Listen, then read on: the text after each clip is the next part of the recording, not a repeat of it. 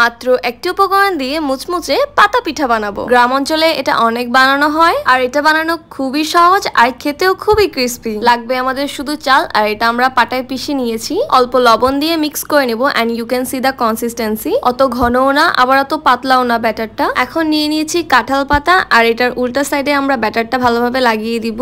ব্যাটারটা পাতার উপর ভালোভাবে লাগিয়ে এভাবে ভাপ দিয়ে নিতে হবে।